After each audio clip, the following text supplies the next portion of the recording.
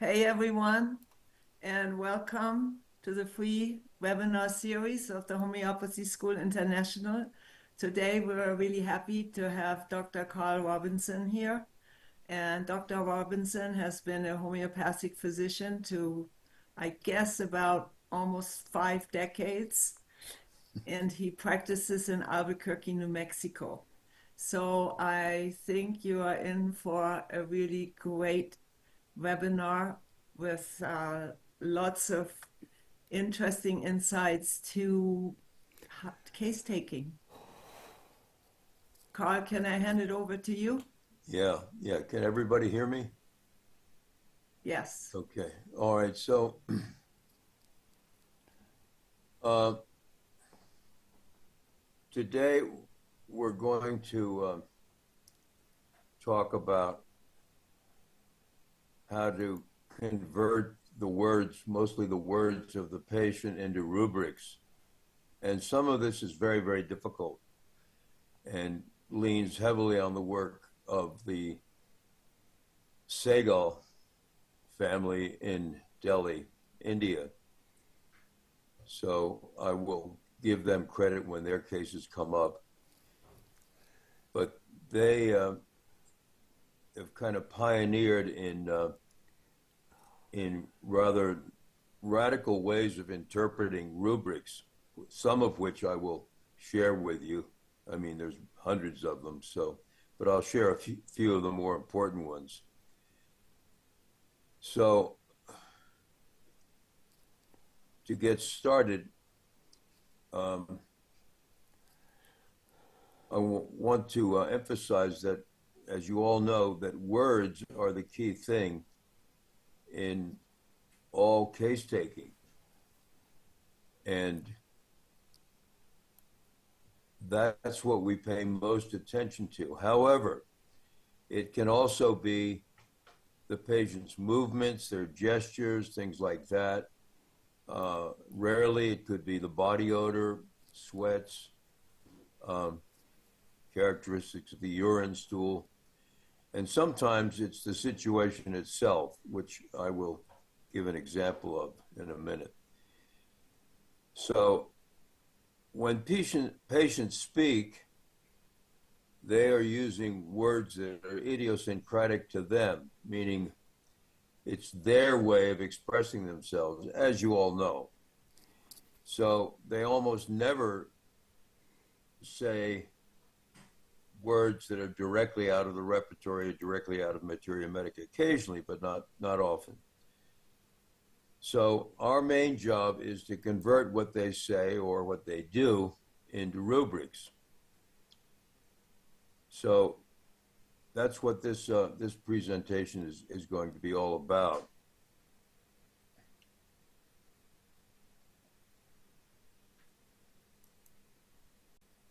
Now, this is a statement I took from a Indian saint named Nisargadatta Maharaj. It had nothing, when he said it, it had nothing to do with homeopathy, but I thought it was interesting. What is evident, one is likely to overlook. So what happened a few days ago here in my office was a woman came in complaining of a cough, and I took a bunch of symptoms, and I said to her, "Well, when did it start?" And she said, "Well, it started this morning when I woke up." And I went on and I took all these symptoms, and then I went back and I said, "You say it started this morning?" She said, "Yeah." Well, usually people, they have a cough for days, weeks, and then they make an appointment. And she said, "Well, I want to nip it in the bud." So then it dawned on me that this woman was in a huge hurry to get rid of her problem. And that's what I mean by it was obvious after a while when I finally said, "When did it start?" And she said, "Well, it started this morning when I woke up, and it's now what, 4 or 5 in the afternoon." So it took me some minutes before it dawned on me that this is very, very strange. So it turned out that I took, I converted that into the rubric impatience. But I just wanted to mention that because that's the situation. The situation itself became strange, rare, and peculiar. Now,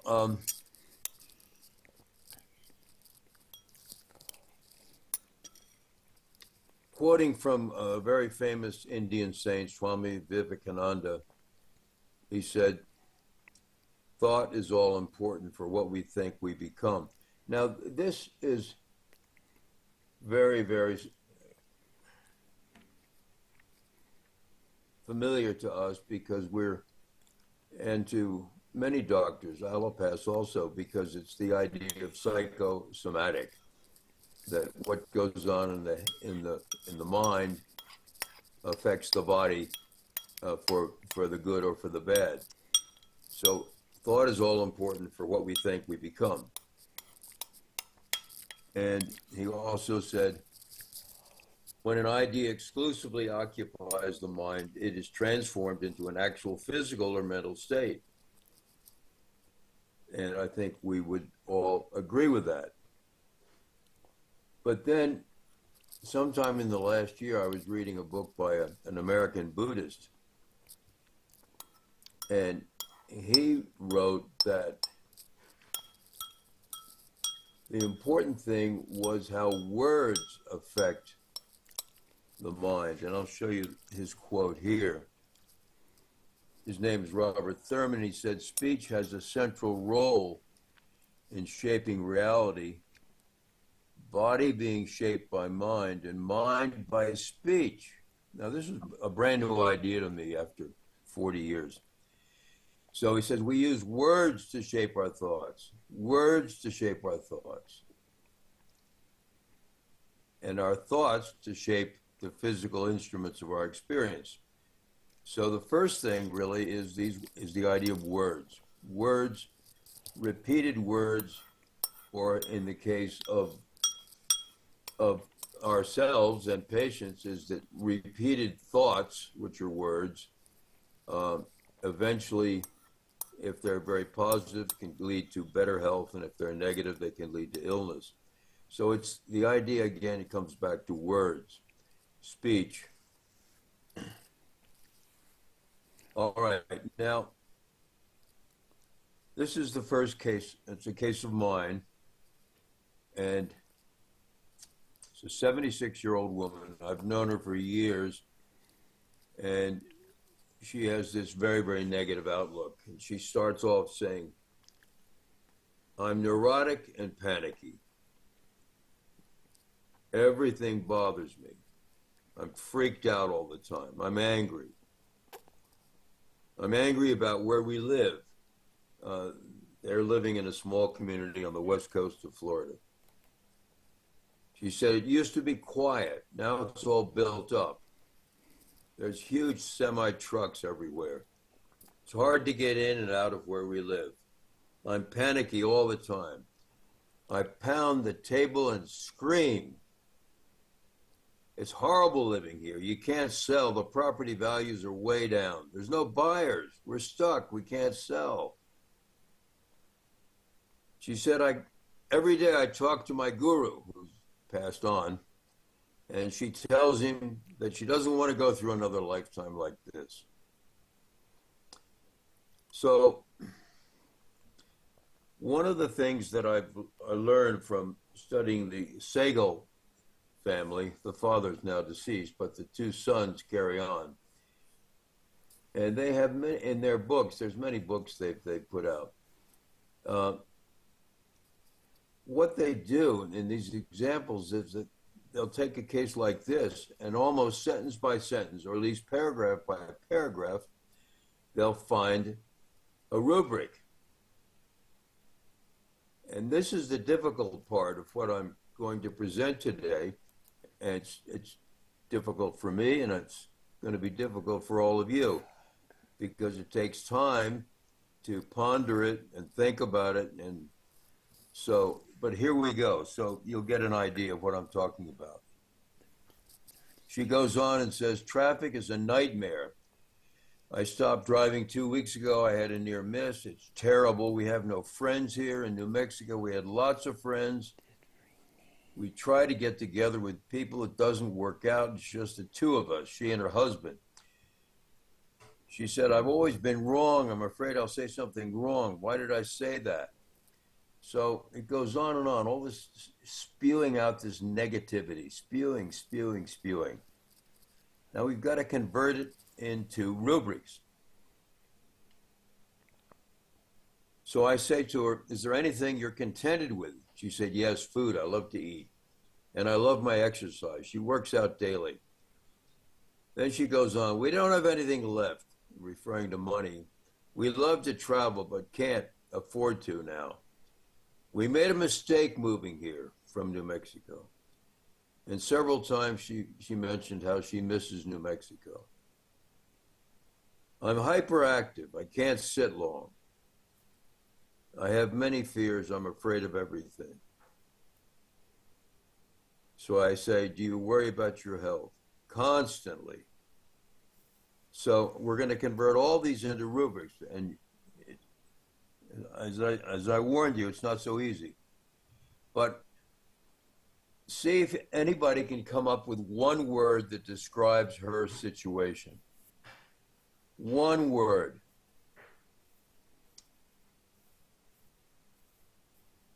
Again, not so easy, but give it a try.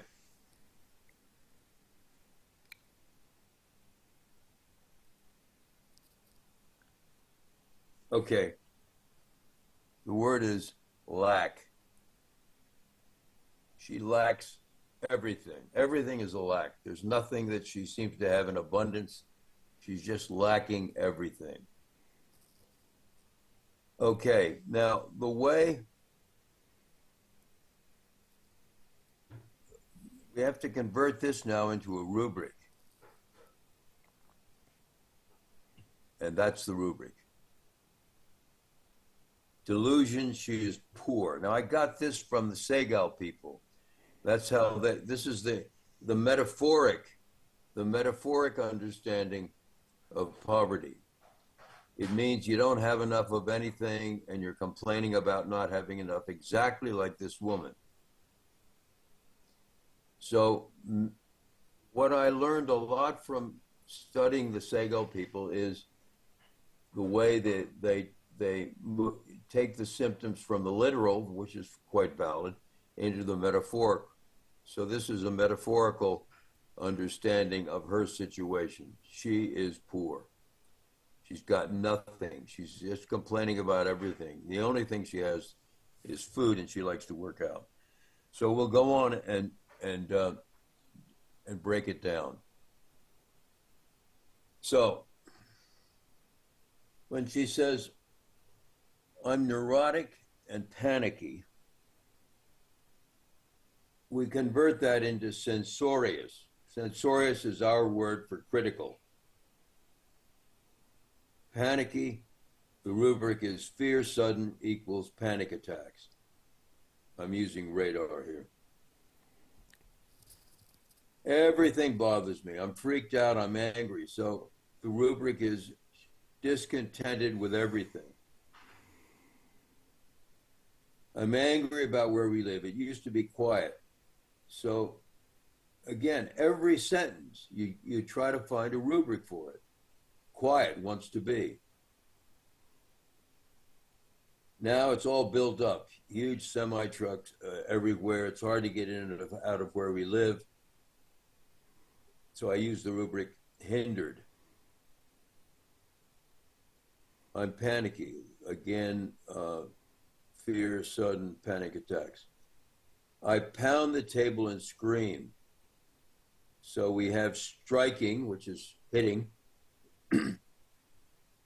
And then I found this fabulous rubric, shrieking during rage, which perfectly describes what you just said. So you see what I'm doing? It's line by line. In some lines, there's more than one rubric. It's incredible when you do it this way. It's just incredible the wealth that the patients are giving us. It's horrible living here. You can't sell. The property values are way down. There's no buyers. We're stuck. We can't sell it. So I use it. She wants to get out of there. But there's a fear. There's nothing. She can't do it. Fear with desire to escape. Talks to her deceased guru all the time. Tells him she doesn't want to go through another lifetime like this when she's discontented again with everything. So this is what this whole session is about. It's converting speech into rubrics. Traffic is a nightmare, she's complaining. We have no friends here. We had a lot of friends. Now, I didn't use the rubric friendless because the medicine I came up with doesn't have it, but I could have used that. We try to get together. It doesn't work out. Just the two of us. Company, desire for. And she says, I wonder if there's something wrong with me. I've always been wrong. I'm afraid I'll say something wrong. What did I say? Why did I say that? So this is a way of using the rubric reproaching oneself. And this is something that patients are doing all the time, but you have to be very, very alert to pick it up.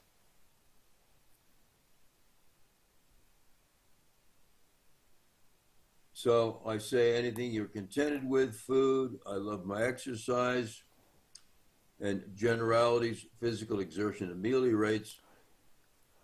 We don't have anything left. We love to travel, but can't afford to now. So this is this idea of poverty again. And then we have traveling, desire for. We made a mistake moving from Florida to Florida from New Mexico. And the rubric here is anger about his mistakes. And she several times talked about missing New Mexico. So home talks of home. You see what I'm doing?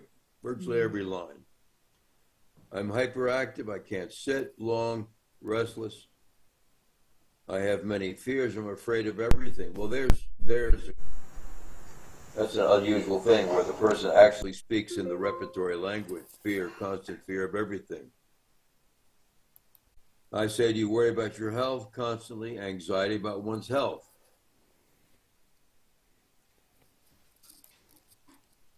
Myself, are you impatient? Very impatient, she says. So that's the rubric.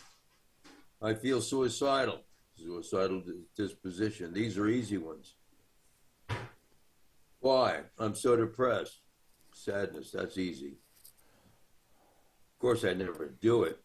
She and her husband do volunteer work, which she does like, and that we convert into benevolence, which is an important rubric. And many of our patients do a lot of volunteer work, and whatever you talk about volunteer work or working in their church or synagogue or wherever, or doing any kind of helping other people, you want to keep in mind benevolence, because it's a very useful rubric, and it's quite common. So this is one way to analyze what she's been saying. She criticizes nonstop everything which is encapsulated by the rubric sensorious, and that nothing gives pleasure except food, which is discontented with everything. And her barrage of negativity can be summed up by the rubric tormenting herself. Well, she's tormenting herself, and she's probably tormenting her husband. I mean, having to live with this kind of spewing of negativity. So that's a very interesting rubric, which you don't run across so often, tormenting herself. Okay. Now, anybody have an idea what the medicine is?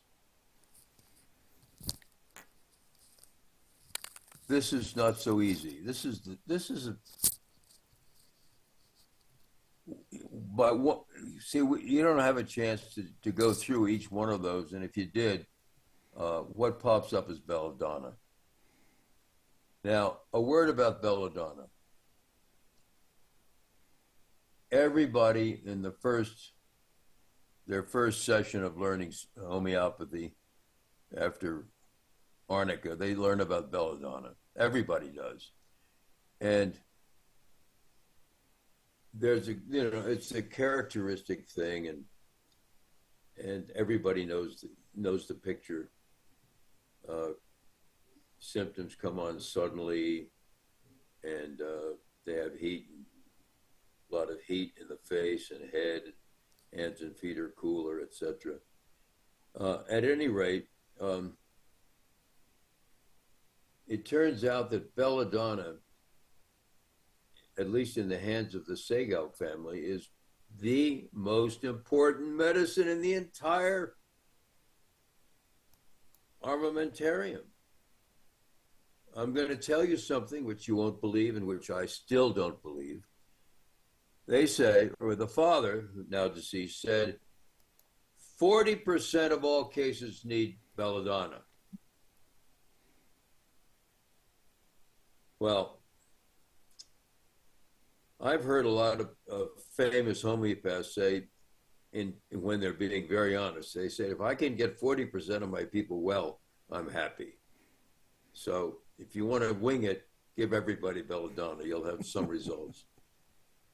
So I didn't believe this. So I emailed the son. His name is Yogesh. And I said, Yogesh, your father wrote that 40% of all the patients need belladonna. I said, this seems ridiculous to me. It's too much. He said, oh, no, that's exactly right. It may even be more. So keep it in mind. Now, we're going to go into understanding some rubrics here, some other rubrics. This rubric is theorizing. So this is a 48-year-old woman, and she's got a PhD in chemical engineering. Why do I put that in? That means she's smart. She's real smart, and she's real educated. So she's a patient of mine. I've been treating her chronically, but now she's complaining of a fever over the last 3 days, which comes and goes. It came on suddenly, like belladonna, right? There's chills in the back. The feet are cold, like belladonna. Must lie down on a heated blanket. Concomitant, a headache, but it's not pulsating. So it's possible it might be belladonna. But let's go on. So I said, how are you reacting to this thing? So here's what she said. It's frustrating. I don't usually get sick. It frustrates me that I wasn't able to handle the virus. Now remember, every sentence here is a rubric. My body wasn't strong enough to combat it, and she starts crying. Why are you crying? I say. Whenever I'm tired, I cry, like a child. Then she says, I'm afraid this is a sign my body, my adrenals are not working well, that I'll be exhausted all the time. I fear my adrenals are weak. Now, does that make any sense? Does that make any sense at all? Do you know anybody who can sense their adrenals? No, they've been to a chiropractor. The chiropractor did some muscle testing and said, your adrenals are weak. And I'm not criticizing chiropractors, but that is often the way it comes about. So that's theorizing. That's theorizing. It's very clear. So she said, I fear my adrenal. What's your worry? I'll recover, but not fully. So that's a rubric. Anybody know what that rubric is?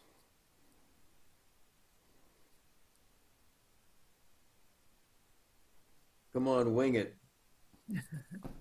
Takes these are difficult cases. Anyway. Despair of recovery. There Mind you go. Yeah, despair of recovery. despair of recovery, and there's another one called doubtful of recovery. They're very Doubtful. almost the same. Okay, good, very good. Uh, Now, what do you want to do since you had this fever? I want to rest, to be quiet. That's a pretty easy rubric. Desires to rest. Let's see. So, here we go again. It's frustrating. I don't usually get sick. It frustrates me. Now, frustration is a kind of irritability, anger. It's not pure anger. But I used anger with herself. My body wasn't strong enough to combat it, she said, weeping. So that's reproaching oneself. All right? Remember, every sentence is a rubric, if you can see it. Why are you crying? And here's what she says. Whenever I'm tired, I cry, like a child. Now, she happened to speak in the rubric, in the language of the rubric, because that's there, weeping like a child. So we've already been over this thing about the adrenals theorizing and anxiety about one's health. What's your worry? I'll recover, but not fully. Doubtful recovery.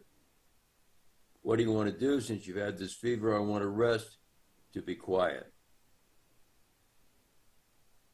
So that's the case. Now, if you put all these things together, which I'm going to do here, guess what pops out? Arsenicum. Now, again, this is when you use only mental symptoms. The Segal people only use mental symptoms, which is amazing, but they get pretty good results. I use a lot of mental symptoms, but not all. But here by doing this, by going with these mental symptoms, arsenicum pops up and sulfur pops up, but not the way we learned it. And that's the interesting thing, that often interesting remedies, which are often common, maybe not common, appear when you do it this way, just by one sentence after another, converting it into a rubric. Anyway, I gave her arsenicum and she was well by the next day. Now,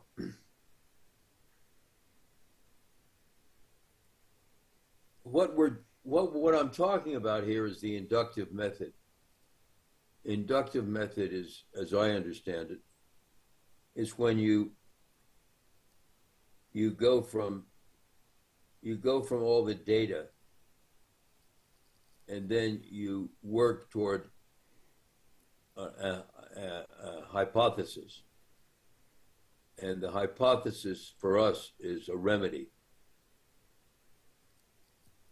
And then if you think, well, if it is this remedy, then it ought to also have other symptoms associated with it. And what I do is then I start asking leading questions. You're not supposed to do any of this, but this is what I do. Leading questions about that remedy to see if I can confirm it. And that's exactly how a detective works. They gather all the evidence they can at the scene of the crime, and then they come up with a possible suspect. And then they bring the suspect in and try to get him to confess and so on and so forth. Now, this case is going to blow your mind because it blew my mind. I'm still surprised I was able to do it. And you'll see. So this concerns a 57-year-old man who's a patient of mine over the years, and he's living now in France. Used to live here. So sometime in the past, he was riding his bicycle and ran into a bus. He did not lose consciousness. He went to a local hospital. A scan showed a small cerebral bleed. A few days later, they didn't do anything. A few days later, a second scan showed that it had resolved, and they discharged him. And now it's some months later, and he comes to me, and I think I did this by phone. So he says that his memory has been impaired for the last years. He said, I'm struggling with day-to-day stuff. My brain has to work harder. I'm not focusing. And then he said, as far as he was concerned, having that accident was humiliating. Now that's an interesting thing to say. I mean, you can say a lot of things about an accident, but that's very peculiar. Then he said that his libido, which was at a 10 out of 10, had gone to a 2 out of 10 since the bicycle accident. Previously, he had sex daily, but no longer. I have trouble maintaining an erection, he said. Now, his greatest grief was that his daughter had not spoken to him for 2 years. And this was really very difficult for him. But he said, otherwise, I'm having a lot of fun. Now, I've highlighted this word because it's going to come up. And here's what we do now. Memory impaired for the last year. Memory weakness of, I'm struggling with day-to-day stuff. My brain has to work harder. I'm not focusing. It's converted into concentration difficult. He mentioned that the bicycle accident was humiliating. That's converted into ailments from mortification. Libido has gone down. Sexual desire diminished. Trouble maintaining an erection. Erection incomplete during coition. So again, pretty much line by line, we can get a rubric. Greatest grief, we've mentioned that, having a lot of fun. Originally from Albuquerque, now lived in Europe, but was visiting the US. Recently, he, his son, his fiance, brought his son in from Albuquerque, his fiance and him, and he came from France, and she's from Mexico, so he flew her mother in to New York, to Manhattan. And they spent a week in Manhattan where they did the town. No expenses were spared. Now, they stayed in some of the best hotels in Manhattan, which are extremely expensive. And he said, he just kept saying how much fun it was. So then we have this thing about fun again. So here's how we parse this one. No expenses spared, as I use the rubric extravagance. When he mentioned how much fun it was, I converted that into amusement, desires, and play, desires to play. He goes back to his mental state. He says, my brain has to work harder than before. It's not as efficient. It takes longer to think things through. Let's see.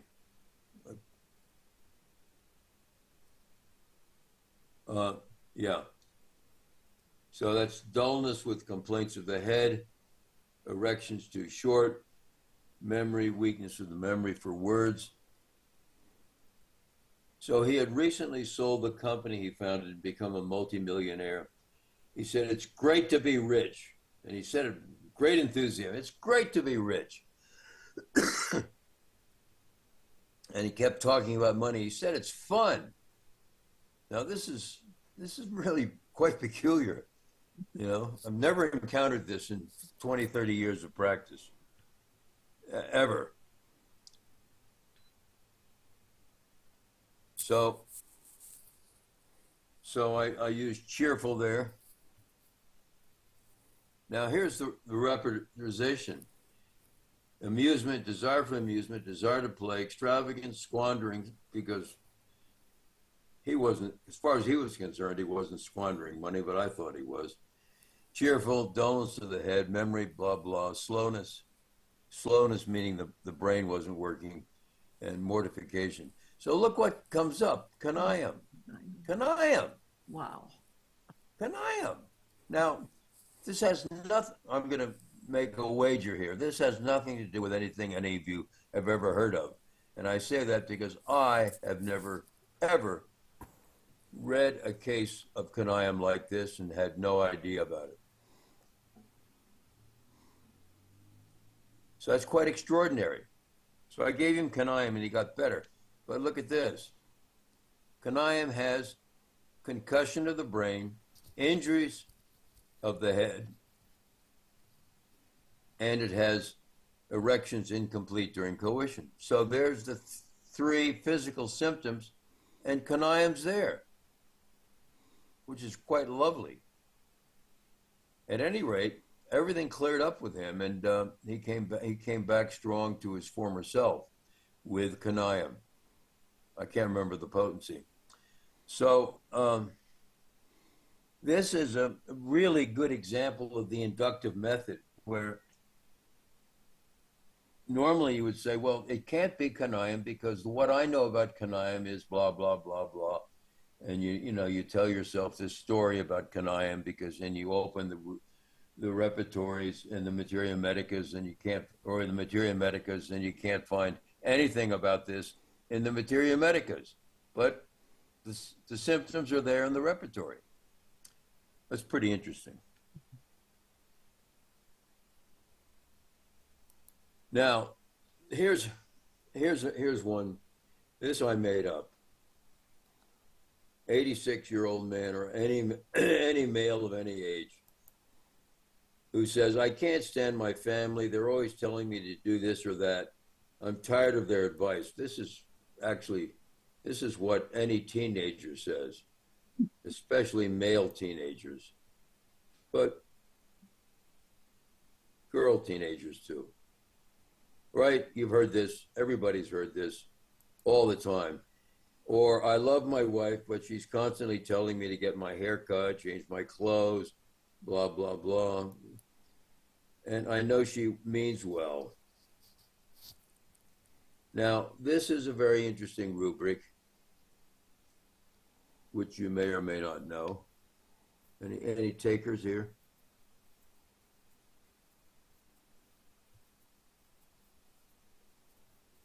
Admonition even kindly aggravates. So keep it in mind. Admonition even kindly. There's a big rubric which says admonition aggravates, but here, this is kindly. People really want to help you out. So again, this is how you try to convert what they're saying. Now, here we have another example, which I made up, but it's actually, this kind of thing has happened, and you've probably all read about it. Big shot televangelist who's super religious, at least on television. One day it's revealed he has been having paid sex with prostitutes. I don't know if you can remember some of these cases. They occurred a few years ago. Big scandal. So how do we convert that? So mind, religious affections, too occupied with religions, alternating with sexual excitement. Wow. Or antagonism with oneself. And this is lilium tigrinum, however you say it. Despair, religious despair of salvation, alternating with sexual excitement, and fear, moral obliquity. Obliquity, that's a strange word, which means moral failure, alternating with sexual excitement.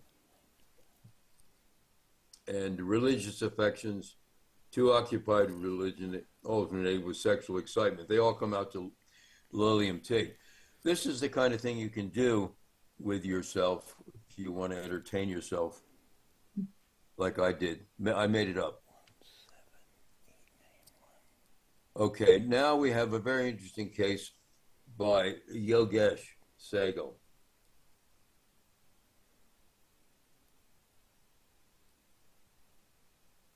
So,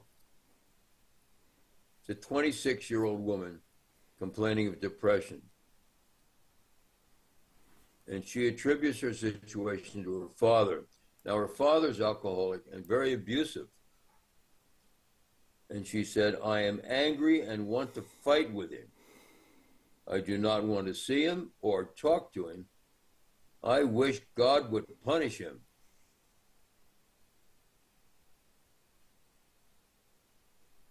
So start thinking of converting, how you're going to convert that statement.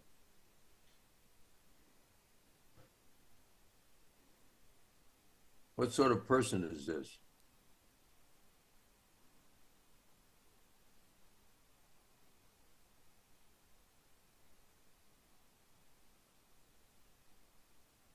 No takers? She really hates her father, but says, no one in the family has the courage to stop him. We have no guts to disobey him. In fact, she wants God to do her dirty work. So this is kind of rancor, right? Rancor? Isn't that a word in English? Rancor? She's rancorous, something like that. It's a good word in Spanish. My wife's from Guatemala, so I use that word all the time. Rancor, something like that. So here's what pops up. You go to the rubric hatred, and you have revengeful, hatred, and revengeful. So that's definitely her state of mind. She wants revenge, but she's too timid. She's a coward, right? She wants God to do it, which is not going to happen. She's timid and she's cowardly. Now, Sehgal uses the rubric cursing. Well, what's that? There's no mention of cursing. But look what popped up, natrum muriaticum. So again, this is not what we know about natrum muriaticum. It's not at all like what we know. Nothing to do with what we know. But by using the purely inductive method, look what comes up. And it worked. But the Sehgal people use cursing and interprets it as wishing harm upon. Wishing harm upon. So when you start thinking about it, when people curse somebody out, they're being very negative, and they're kind of, they're trying to put them in their place and being unkind and negative, and they're putting them in their, they're wishing harm upon them. I think it's not a bad interpretation. And it gives us a lot more freedom of using the rubric cursing.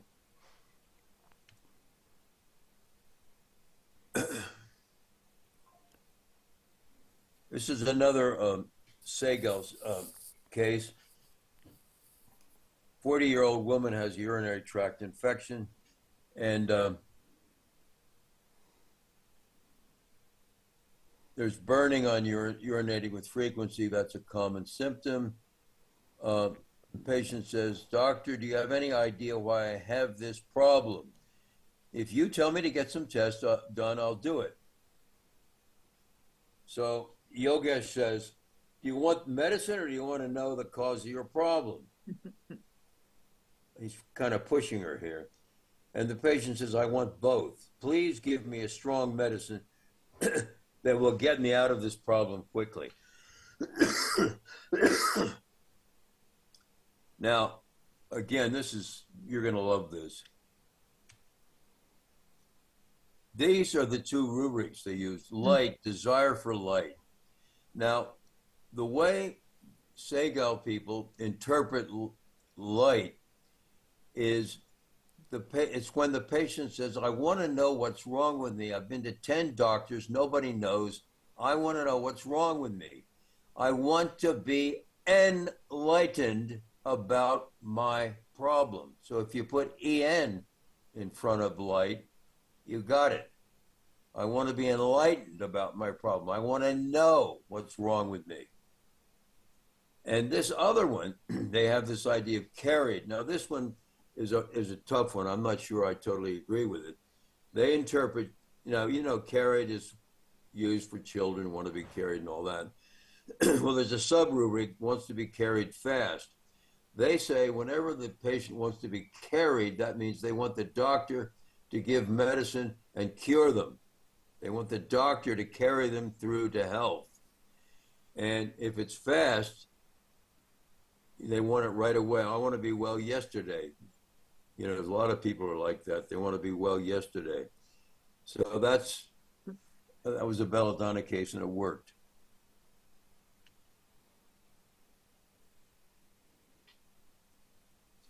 Now here's some more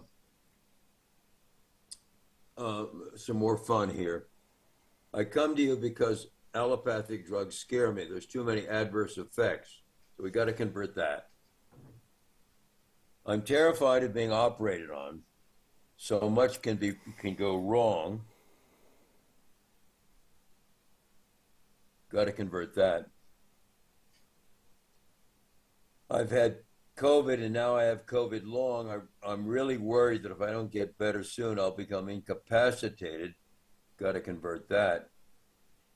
And the doctor says, and then? Well, how will I survive if this problem persists? I could lose everything. Got to convert that. So here's how it works. Allopathic drugs scare me, too many adverse effects, fear of being poisoned. You might say that's a stretch, but okay, it's a stretch, but it figures.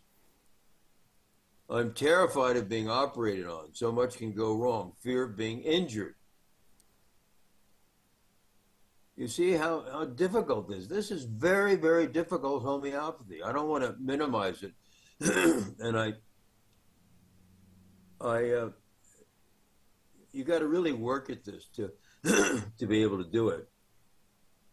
I had COVID, and now I have COVID long. I'm worried I'll become incapacitated, and then we have fear of becoming disabled. So it's there, it's in the repertoire. And then how will I survive? I could lose everything, fear of poverty. Okay? So it works out to arsenicum. Again, it's not the kind of, it's not what we learn about arsenicum, but a thing I would like to emphasize in this presentation is that all the ways that we're taught, and all of us are taught, and in all schools, it's nothing to do with one school being better than another.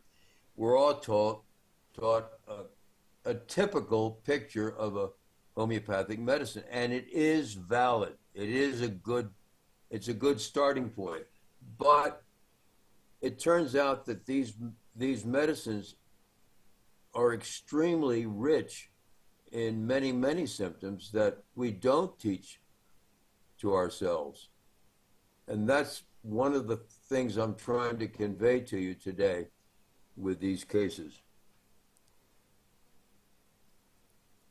Now, this is another case of Yogesh.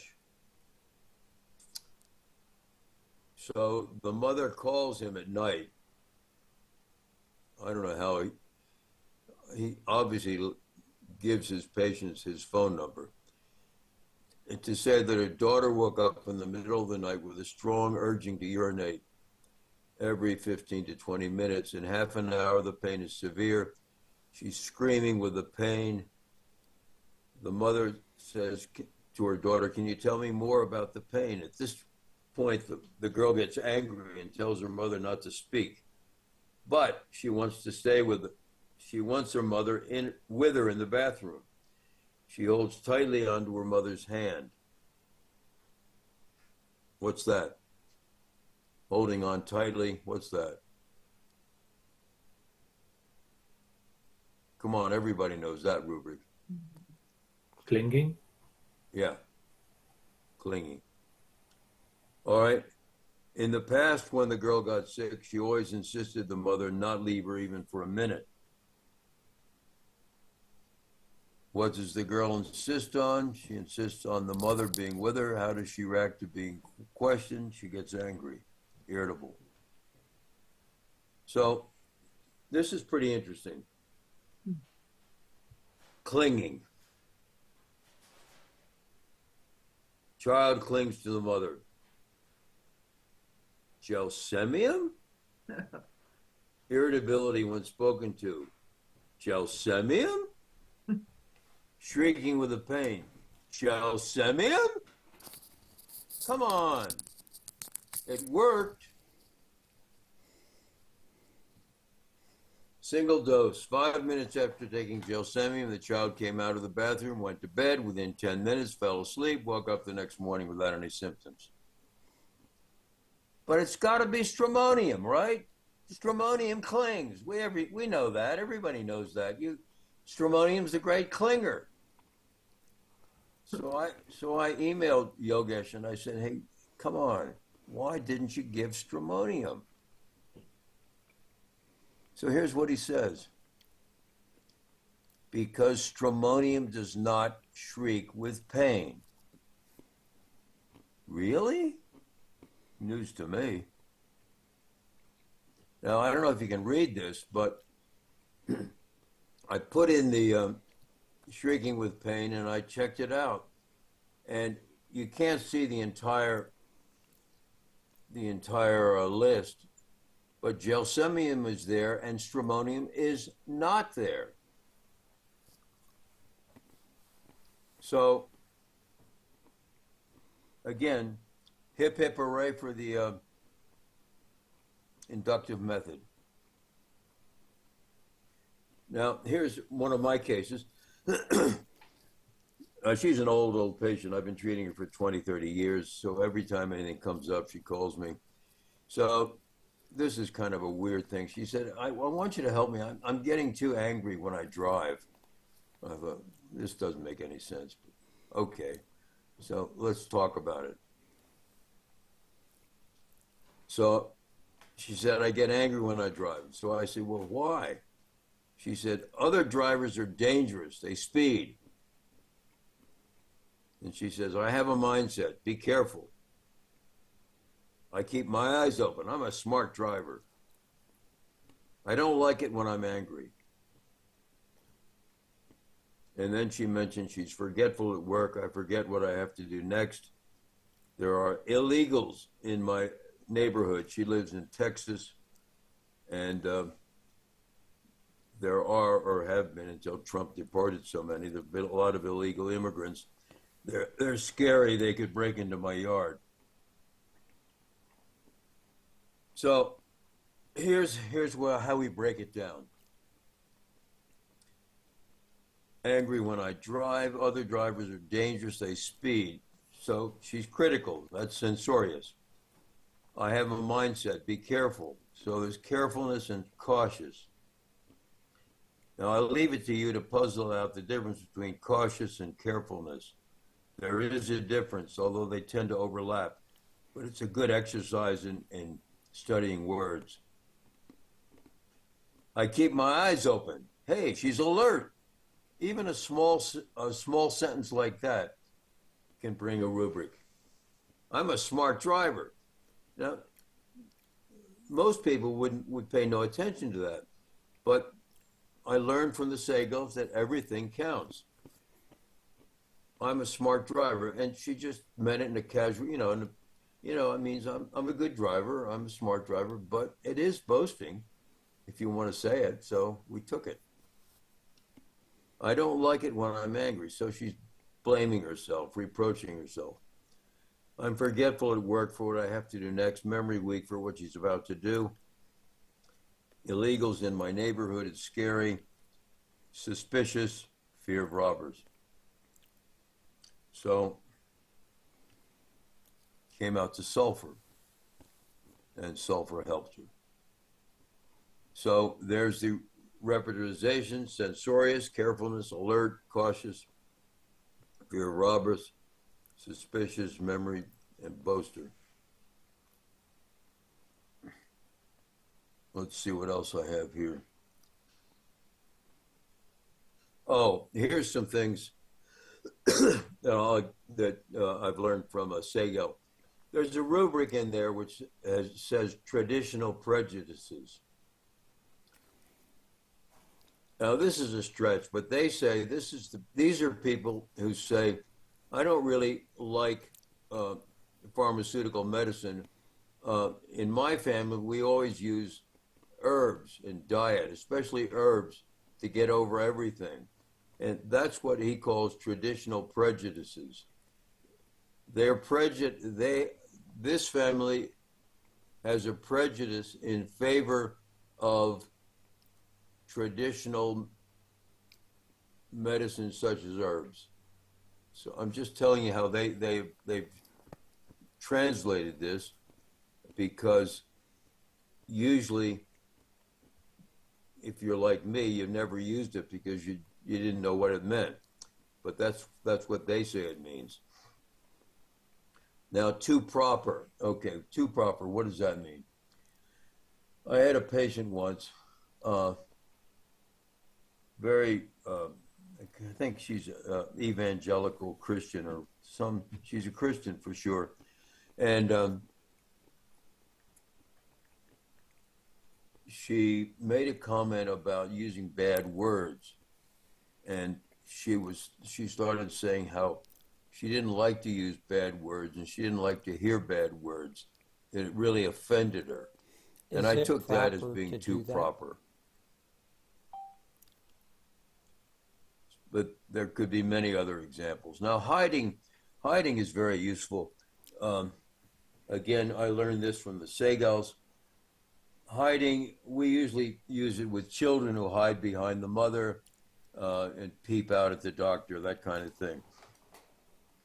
But it's actually metaphorically much more useful. I had a couple of kids, meaning adolescents, with acne during the pandemic, and I had them on Zoom, so I could see them, and they're both wearing masks. One's a boy, one's a girl, and I said to them, well, how do you feel about wearing a mask? They both had acne. I said, how do you feel about wearing a mask? They both said, I like it because it hides the acne.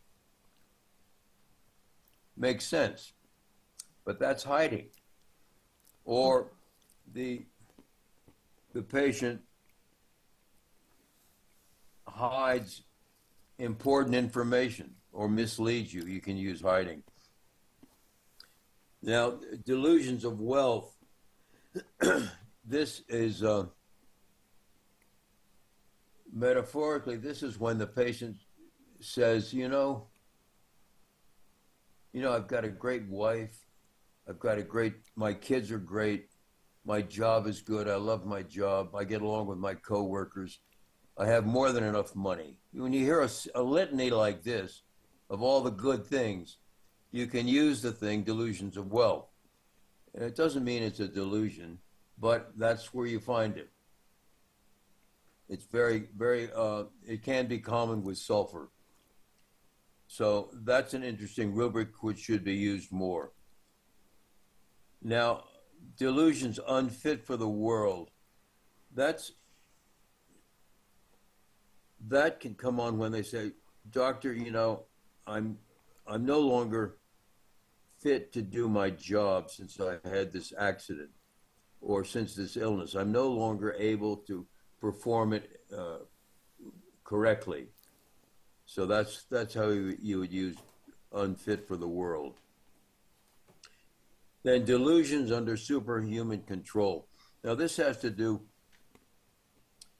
with spells. Now in some communities, there's a lot of witchcraft going on, and a lot of spells being made and stuff like that. So obviously, you would use that there. Uh, my wife from Guatemala, they're constantly talking about people putting spells on each other, so that can be used there. Now, I had a patient who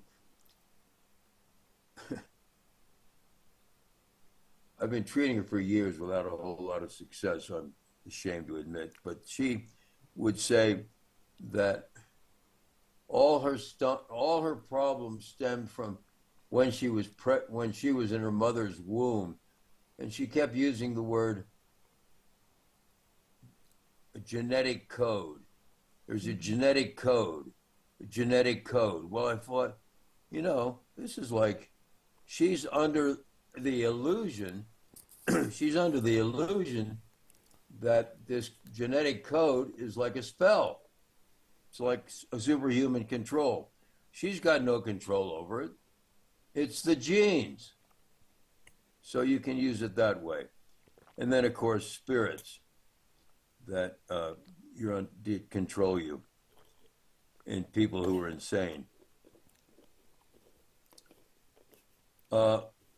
Delusion, now well, now sick, that is not a rubric, but that's a good symptom for belladonna.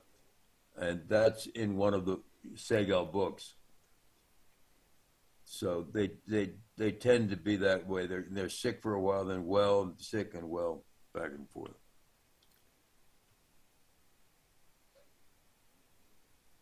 All right, now here's a urinary tract infection, another Segal case. So this is another homeopath who says to Segal, since last night I have a frequent urge to urinate and burning pains while urinating. I'm worried. He had taken Cantharis 1M with some relief, but only for 2 hours. He said he was resting in his clinic. So Yogesh says, well, why aren't you at home resting? So here's the clue. He said, I've made appointments with patients. I don't want them to be disappointed. We've got to convert that. She said, also, I have to pick up my father in an hour. If I don't meet him, he will have a hard time getting another ride. And the fact is, I want to go home, take a bath, and lie down quietly. Just before calling you, I was thinking of getting an injection for quick relief. So that last one has to do with carried. I want to be carried fast. I want you to help me. I want you to help me fast. I've made appointments with patients. I don't want them to be disappointed. Duty, too much of a sense of duty.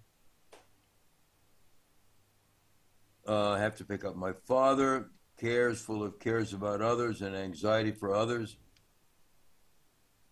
And the fact is, I want to go home, take a bath, and lie down quietly. Quiet, wants to be quiet.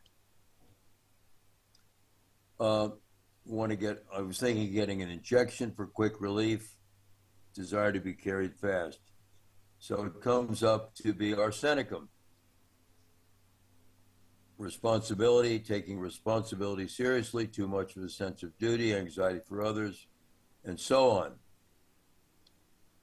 So that's the end of my presentation. I hope I've given you an idea of how it's possible to work. You have to be very, very alert, and you have to be very, very expert in converting the patient's words into symptoms and then into rubrics. So if there's any questions, go ahead. I have a question, and that is if somebody is picking at their nails and actually ripping off the white part, So I've been looking at rubrics, and the closest I can find is either picking at the skin around the nails, but there's nothing about like actually picking and tearing the top part off. So can you go with something that's close? It has the same idea. It's kind of a habit. It's on the fingers. Well, there is one. So It's not the same with the gestures, picking at bedclothes. That it's a nervous habit. So you can go to gestures and use one of right, that those, was another one I thought. but the Mhm. uh, but the fact that they're kind of hurting themselves, I'm not sure. I'd have to think about that. Yeah. These are the problems that we have. Yeah. Any other questions?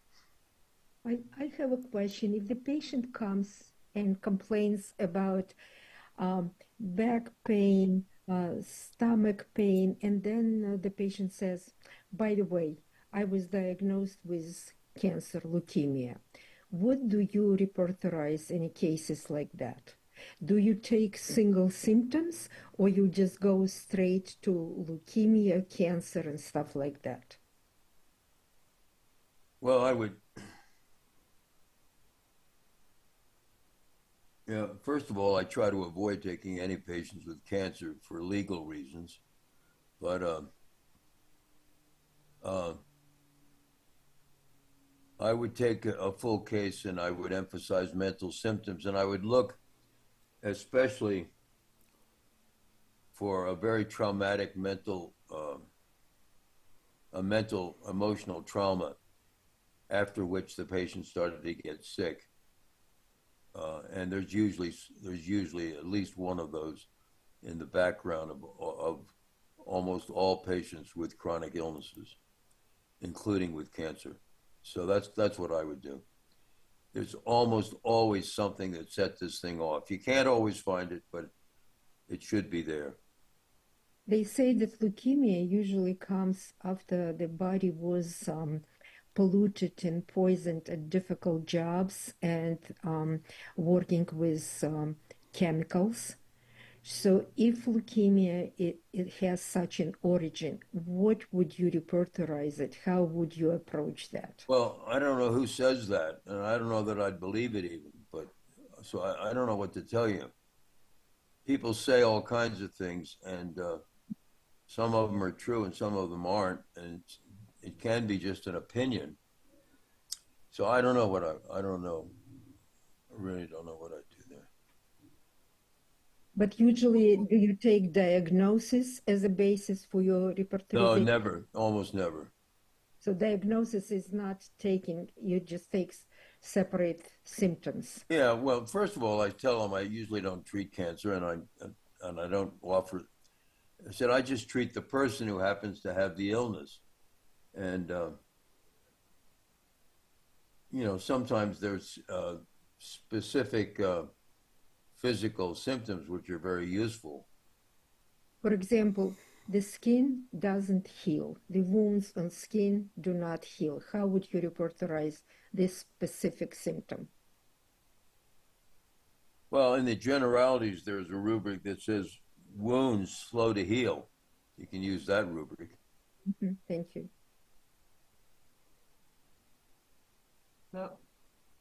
Sir, hello, sir. Yes. Well, Kelly, your microphone is off. Oh no. What is it? Who said something? are you speaking from India or from the U.S.? I'm from India, sir. The Indians are all the smart guys. The Oh, Indians, thank you, sir. the Indians are better than the Americans in homeopathy. No question about it. I've spent a lot of time in Mumbai studying homeopathy. But Oh, but the Indian patients also often say a lot more than the American patients. Do You you think agree? so? Yeah. That's interesting. Maybe I hadn't thought of that. Yeah, go ahead, Santosh. sir, Dr. Kathleen just she noted that in cancer patient what to do. Yeah, in In- mind method, mostly we do as a adaptation, concern, uh, present. What I want to say actually, three PPs. What? Most. Hello. Yes, Three. I'm here, I'm listening. I didn't get what you said. No.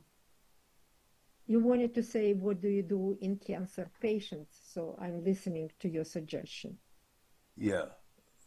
We see in these patients concern, adaptation, and reaction of the patient at the time of narrating his symptoms, and that is the important part for his uh, present time. This I want to tell. The Yeah, adaptation. I. the You're saying that. how how the patient adapt the condition of that disease condition. Okay, mostly first of all we see the concern of the patient, then how he adapt, and then his reaction at the time of case taking and while narrating the case. We Yeah. see the most, and I it agree is with a you. very, sir Carl sir. I agree. No, I agree with you. I Yeah. like that. I like that approach. Yeah, so this is a very important part while case taking. Yes. That I want to say, and that is the core of that patient. What will say? It is a data for us Yeah. for the I agree with selection of remedy. So you're saying the adaptation to his present state of illness Yeah. during case taking. That is the important. Just as you. Yes. Carl sir we teaches us just now. The lady says that I want immediate result. Yeah. In that case, no, that is carried desire to be carried Yes. fast. Yes. In many childrens, they want carried desire to be carried on shoulders. Yeah. These are the present situation, and Right. in that situation, how he reacts. Yes. This is the Exactly. important part. Yes, I agree with you. Yeah. And in cancer cases, mostly in cancer cases, yesterday I have a C of stomach case. In that case, uh, I asked him what happened. He said, I lost the time. I waste the time in that treatment. And in Naxomica 0/1, I gave him, and within a 15 to 20 minutes, his abdominal pain get relief in. So what if the patient wants to carry on like nothing happens and wants to continue with his responsibilities? How do you convert that into the rubric? The patient was diagnosed, the patient accepts it, and the patient wants to continue on with his life as he was not diagnosed. How would you convert it into the rubric? The situation and the words of his words. Actually, most of the times in mind method we use the metaphorical language also, and the real what he presents, and the situation what you see. He wants to continue on as nothing happened. How do you translate that into rubrics? I have no idea. Well, how about what we had earlier, right? Responsibility, too much responsibility. Well, Taking, it I will share one rubric. Yes. I had a case of cirrhosis of liver. Okay. Okay. He was the district collector in our area. He was alcoholic, and I asked him. I took 2 hours case taking, but I didn't get anything. I asked him, "Ki, what exactly you feel?" He said me that, "Doctor, I have one son and my daughter." And he gave the money to what will say that exact, I'm not getting that word. The rubric was that time. At the last moment, he said that uh, I took the rubric death presentiment, all the affairs settles, and I gave him that time petroleum. What was the rubric? Presentiment of death, and then what? Death presentiment, all the settles affairs, sir. 1 minute, sir, I will tell. All the what? Death presentiment, Yeah, I know that part, but the next. All affairs are settled. What was that? must be. All the Must- debts must be settled. Oh, I get it. Yeah, Yes. All the debt must be settled. Yeah. yeah. I It know. is I a know that single rubric. petroleum. Yeah, yeah. That's a good one. And he loves his family all. While narrating the symptoms, I got his feeling, and that you said that, no, Dr. Kathleen just she mentioned, no, how you took the rubrics. Yeah, I understand. That's a Yes. that was a very good rubric. Very. Yeah. Yeah. Thank you. Okay, Okay. sir. Thank you. Thank you, sir. So, any more questions? Carl, I want to thank you. This was really, really great. I totally enjoyed it. Thank you. And Yeah. I think Yeah, it sir. Yeah, helps we will for enjoy many this. people. Yes. Thank you very much. Nice to meet you, sir. Yeah. Power of words, not to forget. Thank you so much. Santosh, what part of India? I'm from Maharashtra, sir, near to Mumbai, 500 Oh, kilometers. Maharashtra. Yeah. I know that. Yeah. Actually, practicing from last 30 years. Oh, good. हाँ, sir. Yeah. Oh, I also want to mention, if anybody wants to go to Dr. Robinson's website, it's homeopathyyes.com. Easy to remember. Homeopathyyes.com. Well, thank you for inviting me, Barbara, and thanks for everybody listening. I hope you'll be able to do some of this. It's not so easy. It really is not so easy. So don't Yes. get discouraged. But it can be done. Yeah. If Yes. I can do it, Can I say one more thing, Carl? yeah. So this presentation will eventually be on our free webinar page.